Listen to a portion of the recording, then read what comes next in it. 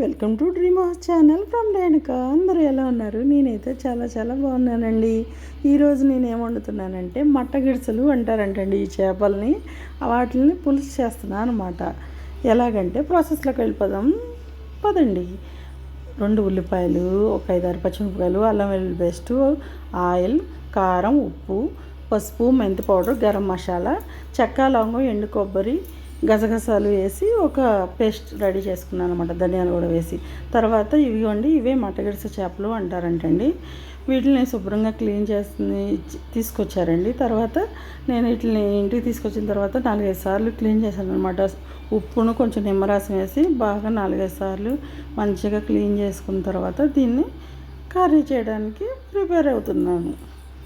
First గిన్నెలోకి చేపలు తీసుకొని ఆనియన్స్, పచ్చిమిర్చి అన్నీ వేసుకొని మంచిగా, తర్వాత అల్లం వెల్లుల్లి పేస్టు, ఉప్పు, మెంతి పిండి కొంచెం వేసుకుంటే టేస్ట్ బాగుంటుందండి. కొంచెం పసుపు, మెంతి పౌడర్ కూడా వేసుకున్నాను అనమాట.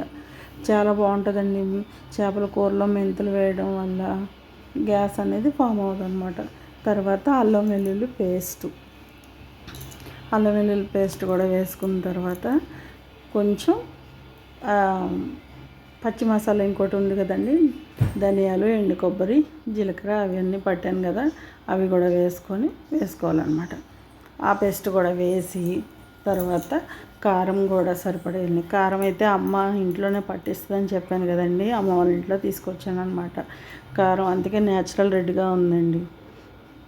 అయితే ఆ కారము వీటిలోకి పులుపు వేస్తాం కాబట్టి కొంచెం ఎక్కువగానే కారం పట్టిద్దండి. చాలా టేస్టీగా ఉంటుంది అనమాట. ఇలా ఈ మసాలాలు, ఇంగ్రీడియంట్స్ అన్నీ వేసి బాగా మిక్స్ చేసేసుకోవాలి. మిక్స్ చేసిన తర్వాత కూరకి సరిపడా ఆయిల్ వేసుకోవాలన్నమాట. కొంచెం ఆయిల్ వేసుకొని ఫస్ట్ మళ్ళీ ఇలా కలిపిన తర్వాత మళ్ళీ చూసుకొని ఆయిల్ ఎంత పట్టిద్దో చూసుకొని వేసుకోవాలండి. ఈ చేపల పులుసులోకి అయితే ఆయిల్ అయితే కొంచెం ఎక్కువగానే పట్టిద్ది అనమాట. దాన్ని మనం కలిపేటప్పుడే చూసుకొని చెక్ చేసుకొని వేసుకోవాలన్నమాట. మరీ అతిగా కాకుండా దానికి సరిపడా మనకు తెలుస్తుందండి. ఆటోమేటిక్గా ఇలా మిక్స్ చేస్తున్నప్పుడు మనం దానికి తగ్గట్టుగా చక్కగా వేసుకోండి. ఆయిల్ అయితే నేనైతే ఎంత వేసినా మీకు ఈ వీడియోలో కనిపిస్తూనే ఉంటుంది. చూడండి, ఇలా మంచిగా అన్నీ వేసిన తర్వాత మంచిగా ఇలా మిక్స్ చేసుకోవాలన్నమాట. ఇలా మిక్స్ చేసుకున్నప్పుడు మంచి స్మెల్ వస్తుందండి. నాకైతే భలే నోరు ఊరిపోయిందనమాట.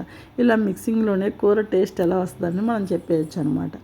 చక్కగా ఇప్పుడైతే బాగా మిక్స్ చేసుకున్న తర్వాత అదిగోండి ఇంకొంచెం ఆయిల్ వేసుకున్నాను. నాకు సరిపడలేదు అనిపించింది కాబట్టి ఇంకొంచెం ఆయిల్ వేసుకున్నాను.